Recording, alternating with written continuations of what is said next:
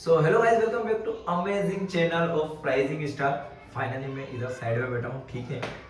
आपके लिए half yearly के मोस्ट आईएमपी क्वेश्चन यानी जो अर्धवार्षिक में आने वाला है तेरा बेटा, जो पेपर है तेरा 6 अभी नवंबर को, है ना। तो मेरी कॉमर्स गैंग अकाउंटेंसी के आईएमपी क्वेश्चन लेके आ गया हूँ मैं।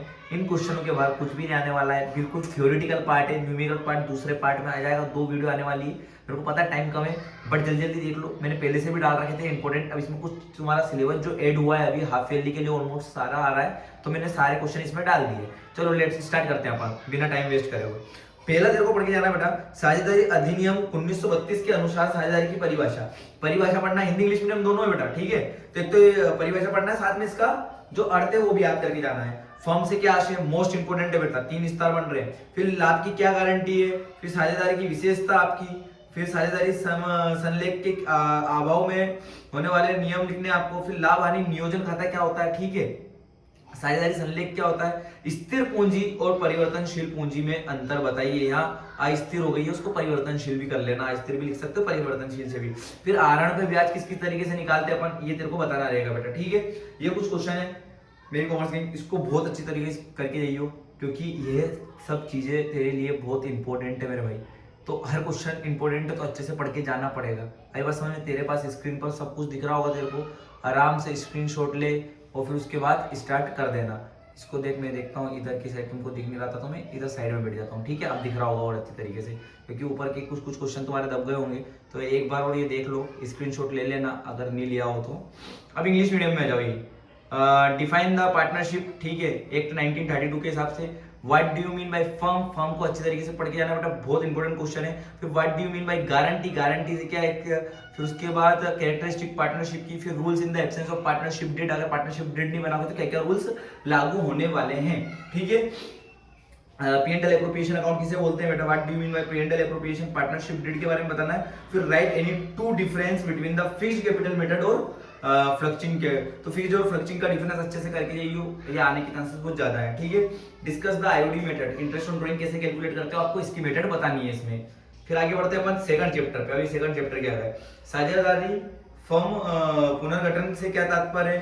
फिर साझेदारी फर्म का पुनर्गठन में की स्थिति लिखी है, आप परिस्थिति लिखिए। फिर त्याग और लाभ अनुपात में अंतर, मतलब त्याग और नफे अनुपात, ये बहुत एमपी है, इंग्लिश मीडियम के लिए बता देता हूँ। सेक्रीफाइस गेनिंग रेशियो के बारे में बात हो रही है। फिर ख्याति की उत्पादी के कारण लिखिए, फिर ख्याति के प्रकार लिखिए बेटा।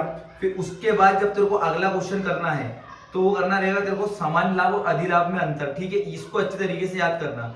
ख्याति की मूल्यांकन, इसको भी एक नंबर तरीके से याद करके जाना, क्योंकि किस तरीके से आप ख्याति का मूल्यांकन करते हो, और ये भी एक आवश्यकता है, ये बहुत इंपॉर्टेंट क्वेश्चन है। फिर आगे जब बढ़ोगे तुम, तो what do you mean by the reconstitution of partnership firm, meaning करना है रिकंस्टिट्यूशन का, ठीक है, इंग्लिश मीडियम में। फिर कंडीशन करनी है तुमको, कंडीशन क्या है आगे की, ये अच्छे तरीके से करके। फिर जब तुम आगे देखोगे तो एक क्वेश्चन दिखेगा तुम्हें, डिफरेंस बिटवीन गेनिंग रेशियो और सेक्रीफाइस रेशियो। फिर उसके बाद आगे बढ़ोगे तो कैरेक्टरिस्टिक ऑफ गुडविल, गुडविल यानी ख्याति की जो विशेषता है उसको बेटा अच्छी तरीके से करके जाइए। फिर आगे बढ़ोगे types of goodwill, types of goodwill, goodwill के क्या प्रकार होते हैं, है ना। तो कैट गुडविल, डॉग गुडविल और फिर रेड गुडविल, ये तुमने पढ़ा होंगे, मेरे को जहां तक याद है। फिर नॉर्मल प्रॉफिट और सुपर प्रॉफिट में अंतर। फिर explain the valuation of goodwill, आई बात समझ में। फिर नए साझेदार के प्रमुख अधिकार लिखिए, नए नए साझेदार के क्या क्या अधिकार होते हैं आपको ये लिखना है। फिर फर्म में नए साझेदार का प्रवेश के कारण लिखिए। संपत्ति दायित्वों में पूर्ण मूल्यांकन के लाभ नियोजन समायोजन की जनरल एंट्री, जनरल एंट्री बनानी है रिवोल्यूशन वाली, ठीक है, याद करी होगी ना भाई, रिवोल्यूशन की जनरल एंट्री बना दियो, ठीक है। उसके बाद पूर्ण मूल्यांकन खाते से क्या तात्पर्य, और नए साझेदार के प्रवेश में क्या क्या चीजों की मानते हैं, क्या क्या शर्तें मानते हैं, क्या क्या चीजें लागू होती है, ठीक है। Explain the rights of the new partner, देखो explain the rights of new partner बहुत इंपॉर्टेंट क्वेश्चन है बेटा, उसको आपके राइट्स बताने हैं, तो ये अच्छे से करके जाना, ठीक है। क्लियर है तेरे को बेटा इतना। फिर आगे जब बढ़ेंगे तो आगे आएगा आपका क्या क्वेश्चन है अपना, आगे अपने स्क्रीन पर देख रहे हैं, write the reason of admission of the new partner. फिर आप आगे पढ़ोगे तो जनरल एंट्री बनानी है आपको। फिर रिक्रूटमेंट, क्या क्या कंडीशन होती है, देखो 20% बनाएगा ना वो, तो 20% में बस क्वेश्चन को थोड़ा घुमा फिरा के पूछेगा, चीजें वही है, क्वेश्चन को घुमा फिरा के पूछे ना, तो शांत दिमाग से उस क्वेश्चन को पहले समझना है बेटा, उसके बाद अटेम्प्ट करना है। अभी न्यूमेरिकल का भी मैं पार्ट डाल दूंगा, टेंशन मत ले, ये पार्ट आते से मैं डायरेक्ट न्यूमेरिकल का भी डाल दूंगा। अभी मेरे को पता है बहुत लेट हो गया है, बट करके जाना पड़ेगा। अभी भी टाइम है तेरे पास, कोई दिक्कत नहीं है, 12 घंटे 24 घंटे में अपन छोड़ देंगे भाई, आखिरी टाइम पे पढ़ता है कॉमर्स का बच्चा, ठीक है। चलो लेट्स गो, आगे बढ़ोगे। रिवोल्यूशन अकाउंट किसे कहते हैं, यानी वसूली खाता किसे कहते हैं। चैप्टर नंबर 4 के क्वेश्चन देख ले बेटा, इनके स्क्रीनशॉट ले लेना, पीडीएफ चाहिए टेलीग्राम पे पूछना, ठीक है। साझेदार के निष्कासन से क्या समझते हो, साझेदारी के निष्कासन से क्या समझते हो, मोस्ट इंपोर्टेंट क्वेश्चन पढ़ के आई हो, ठीक है। फिर एक साझेदार के निवृत्त होने के कारण, मतलब साझेदार क्यों फर्म को छोड़ता है, क्या क्या कारण हो सकते हैं उसके, ठीक है। फिर जब साझेदार अवकाश लेता है तो उसके हिसाब किताब के संबंध में कोई सी भी 3 समस्या लिखी, किस क्या क्या देखनी पड़ती है। फिर निवृत्त के साझेदार के देय की राशि की भुगतान की विधि है, ये भी मोस्ट इंपोर्टेंट, देय की राशि की विधि आपको अच्छी तरीके से करके जाना है। आगे बढ़ो, what do you understand by explanation of partner, 2 minute रुकना, अब दिख रहा है, हाँ। What do you mean by explanation of partner English medium में। फिर explain the reason of retirement of partner. फिर when the partner can be retire according to the related problem लिखनी है आपको, क्या प्रॉब्लम फेस करनी पड़ती है जब पार्टनर रिटायर होता है, ठीक है बेटा। आगे बढ़ो, मेथड टू द पेमेंट, बहुत इंपॉर्टेंट क्वेश्चन है, method to the payment amount due of retiring of partner. इस क्वेश्चन को भी अच्छे से पढ़ के जाना बेटा। जो भी बुक कर रहा हो, बहुत सारे बच्चों ने मेरा नोट्स खरीद लिए होंगे, है ना, थैंक यू सो मच, अच्छा, बहुत अच्छा रिस्पॉन्स दिखाया तुमने नोट्स में, तो बहुत सारे बच्चों के पास नोट्स हैं। और अभी ऑफिशियली मैंने उसकी वो चीज़ें बताई नहीं है नोट्स की, बहुत जल्दी सरप्राइज आने वाला है, पर वो नेक्स्ट सेशन के लिए है ना, इस सेशन के लिए नहीं है। और ऑफलाइन है अभी अवेलेबल, बहुत सारी चीज़ें अगले साल आने वाली है, बट इस साल के बच्चों के लिए मैं जो चीज़ें डाल रहा हूँ ना, वो भी अभी इंपॉर्टेंट है बेटा।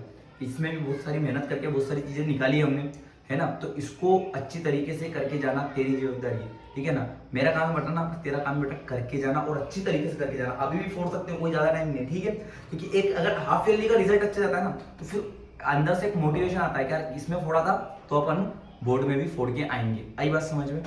चलो, वसूली खाते से क्या आशय, फिर साझेदारी फर्म का विघटन किसे कहते हैं, फिर आपका फर्म सहयोग के विघटन की दशा में बताइए, ठीक है। फिर आप आगे बढ़ोगे तो फर्म के सहयोग के विघटन की दशा बतानी है आपको, फिर फर्म में आने वाले विघटन की 2 परिस्थिति बतानी है, फिर न्यायालय द्वारा फर्म के विघटन की 2 परिस्थिति का उल्लेख करना है, पुनर्मूल्यांकन खाता किसे कहते हैं उसकी और वसूली खाते में अंतर बताइए, ठीक है, यानी रिवोल्यूशन अकाउंट और वो रियलाइजेशन अकाउंट में। फिर फर्म का समापन से क्या प्रभाव पड़ता है, फर्म के विघटन में कौन कौन से खाते खोले जाते हैं, साझेदारी फर्म के विघटन में विधि कौन कौन सी स्पष्ट कीजिए। फिर what do you mean by realization account, फिर what do you mean by dissolution of partnership firm, condition of accidentally dissolution of firm, फिर write the 2 circumstances of the compulsory of dissolution, ठीक है। ये कुछ क्वेश्चन से आगे बढ़ते हैं। Mention the 2 circumstances of dissolution of partnership code, ठीक है। फिर difference between the types and dissolution of firm, which account in the open on dissolution. ये पूरे स्क्रीनशॉट ले लेना, तेरे सामने ही सब कुछ है, स्क्रीनशॉट लेके अच्छी तरीके से करके जाना, ठीक है। चलो आगे बढ़ते हैं, 6 चैप्टर पे आते हैं। 6 चैप्टर बहुत बड़ा है, 6 7 से ऑलमोस्ट मिक्स है ये, तो इसको अच्छे तरीके से करके जाना। अंश से क्या आशय है, अंशों के हरण के से क्या आशय है, यानी फॉरफीचर ऑफ शेयर, इससे का एक एक क्वेश्चन पढ़ के जाना पड़ेगा बेटा, तभी तेरा अच्छा हो पाएगा रिजल्ट, ठीक है। तो पढ़ो, कोई दिक्कत नहीं, इतना टाइम नहीं है तो भी पढ़ के जा सकते हो, जितना तेरे पास टाइम है ना उसका सफिशिएंट यूज करना है अभी अपने, ठीक है ना, मैक्सिमम। उसके बाद क्या है अपना, अंश की पूंजी से क्या आशय, आर्थिक पूंजी से क्या आशय, फिर पूर्वाधिकारी अंशों की विशेषता बतानी है, क्षमता अंशों की विशेषता बतानी है, अंश के प्राप्ति का अधिमूल्य बताना है, अंशों के आहरण की विधि बताना है, न्यूनतम अभिधान किसे कहते हैं, आदि अभिधान स्थिति में कंपनी के 2 विकल्प कौन कौन से हो जाते हैं, फिर अग्रिम मांग किसे कहते हैं, प्रविवरण उद्देश्य लिखिए, ये थोड़ा अच्छे से करना जाना है ना। आवंटन से क्या आशय है, फिर पूर्व अधिकारी और क्षमता अंश में अंतर, पूर्व अधिकारी के अंशों के प्रकार लिखने हैं, बहुत इंपोर्टेंट क्वेश्चन। फिर से कंपनी में सर 4 विशेषता बताइए, कंपनी की 4 विशेषता बतानी है बेटा तेरे को। फिर अंशों और स्कंध यानी स्टॉक और शेयर में आपको डिफरेंस बताना है। फिर उन प्रमुख श्रेणियों के संक्षिप्त में पूंजी का विवरण कीजिए। कंपनी अधिनियम 1900 एक कंपनी अधिनियम 2013 के अनुसार प्रभुति प्रीमियम के अनुसार किस तरीके से उपयोग करी गई है आपको ये बताना है। इसका भी स्क्रीनशॉट ले लें हिंदी मीडियम वालों, ठीक है। अंशों के निगम से क्या आती है, अब इंग्लिश मीडियम वाले देखो। What is mean by the share, फिर what do you mean by the forfeiture of share, what do you mean by the share capital, what do you mean by the uncalled capital, explain the characteristic of preference share, explain the characteristics of equity share, write the objective of prospectus, फिर write the method of forfeiture of share, what is the minimum subscription, write the 2 option of company adopted in the case of over subscription, what call in advance, फिर objective of perspective, फिर allotment बेटा, फिर allotment के साथ आपको बताना है difference between preference और इक्विटी शेयर। अच्छे से याद करके जाना, प्रेफरेंस शेयर किसे कहते हैं और इक्विटी शेयर किसे कहते हैं, थोड़ा शॉर्ट में बता देता हूँ। कंपनी के लिए प्रेफरेंस शेयर है ना बहुत पहले रखे जाते हैं, मतलब प्रीफर करे जाते हैं, और इक्विटी शेयर को बाद में रखा जाता है, हमेशा याद रखना। उसके बाद types of preference share, cumulative, non cumulative, उसके बाद आपके पास बेरियर, बहुत सारे ऐसे प्रेफरेंस शेयर के टाइप्स जो आपको याद करना, आप इसी बुक से याद करो। एक वन शॉट आएगा, मतलब अभी नहीं आएगा यार, अभी तो तुम्हारा जैसे हाफ ईयरली हो जाएगा।